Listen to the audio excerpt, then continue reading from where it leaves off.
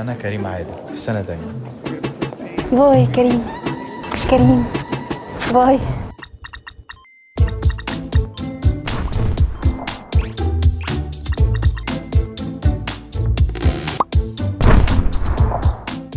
ده ملخص اول سنه في الكليه. حماده بيحب غاده، وغاده بتحب شادي، وشادي بيموت في رانيا، ورانيا عينيها مني، وانا بحبك انت وانت مالكيش في حاجه. قبل ما ندخل في الموضوع، مبروك ايا كانت الكليه اللي جت. ثانيا بقى اعمل لايك وشير الفيديو ده، علشان كده كده انا بعمل فيديوهات جامده. سقف الطمطم وسبسكرايب. بيقول لك ايه بقى؟ you can make more friends in 2 months by becoming interested in other people than you can in 2 years by trying to get other people interested in you. دي بقى تاخدها معاك اول يوم في الكليه. باختصار ده الكارنيجي بيقول لك خف كاريزما وتعرف على الناس، علشان انت مش الوحيد اللي في سنه اولى، في منكم كتير وكلكم خايفين من بعض. ودي اول صدمه بتاخدها. كل دول طلبه في نفس الكليه، كل دول هيتخرجوا، طب هيلاقوا شغل ازاي؟ تاني نصيحه بقى هتاخدها معاك الكليه، انت مش المحافظ، اللي مالكش فيه مالكش دعوه بيه يا معلم. هو انت مكتب العمل؟ عيش سنك واتبسط. هتبسط ازاي يا طمطم وانا اصحابي مش معايا؟ ودي تاني صدمه بتاخدها. احي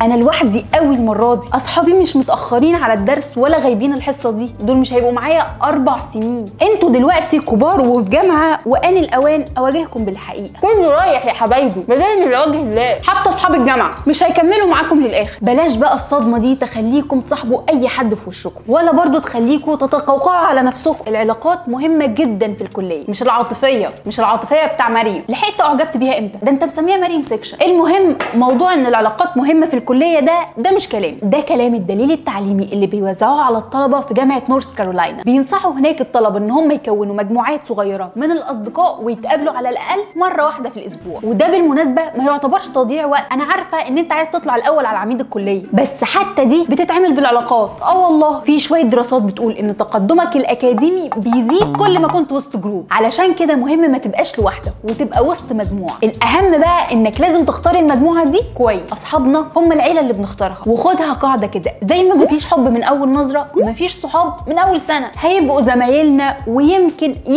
يبقوا اصحابنا اللي برضو ممكن يكملوا معانا لبعد الجامعه، وممكن لا. ودي النصيحه الثالثه اللي هتاخدها معاك اول يوم في الكليه. في الجامعه مثلا هتقابل المرشح المحتمل لاتحاد الطلبه ده، وانتوا بتفطروا وهو بيتفرج على البي بي سي. وهتقابلي كمان الرولينج ايز، دي البنت اللي كانت هتدخل جامعه خاصه بس بابي جاله وعكه صحيه واقتصاديه. وهتقابلي برضو الاخت اللي شايفه ان تعليم المراه هو الفساد الاعظم. طب جاي الجامعه تعملي ايه؟ بص انا هقول لك، انت بقالك 12 سنه بتذاكر، بس على المستوى الاكاديمي انت تمام او مش تمام، دي بتاعتك. يعني انت عمال تطور في مستواك التعليمي والاكاديمي ورامي الكاركتر ديفلوبمنت ورا، ومفيش فرصه بقى احسن من الكليه علشان تكتشف الانسان والانسانيه اللي هيخلوك تكتشف نفسك. يعني عندك مثلا الباشمهندس علي ابن انكل مدحت وطنط سوزي في الخامس، حبيبي اتخرج من هندسه وبقى باشمهندس قد الدنيا، بس متخرج سلبوته اجتماعيه، ما عندوش صحاب ولا معارف، ولما بيقعد وسط الزحمه بيتوتر، حتى ما بيعرفش يتكلم يقول ايه. حبيبي اتعود يقول المنهج بس، اي حاجه بره المنهج بيعرف. بلاش تتخرجوا سلبوته زي علي وتعرفوا على الدفعه بتاعتكم عادي. مهم كمان تروحوا للدكاتره وتعرفوهم بنفسكم، مش هتلاقوا احسن منهم جايد لحياتكم الدراسيه والعمليه. بس بلاش تقعدونا بعد المحاضره، وبلاش بقى الامباسادور سيندروم تسيطر عليكم وانتوا بتعرفوا على حد. دي متلازمه الاستاذ بهاء سلطان اللي كنا اتكلمنا عليها قبل كده.